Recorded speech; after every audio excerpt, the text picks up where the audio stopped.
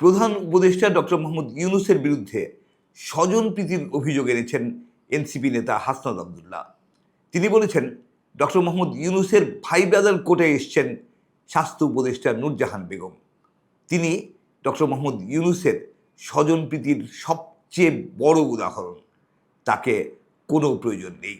এনসিপির দেশ গড়তে জুলাই পদযাত্রা কর্মসূচির অংশ হিসেবে বুধবার চাঁদপুর বাসস্ট্যান্ড এলাকায় এক পথসভায় হাসনাত আবদুল্লাহ বক্তৃতা করছিলেন।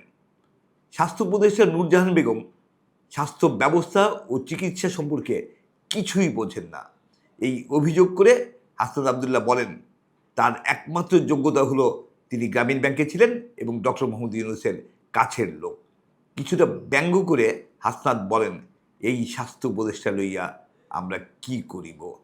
বৈষম্য বিরোধী ছাত্র আন্দোলনের সাবেক আহ্বায়ক হাসনাত আবদুল্লাহ জনগণের বেতনের টাকা রাষ্ট্রীয় কোষাগারে জমা দিয়ে অনতিবিলম্বে পদত্যাগ করার জন্য স্বাস্থ্য উপদেষ্টা নূরজাহান বেগমের প্রতি আহ্বান জানান।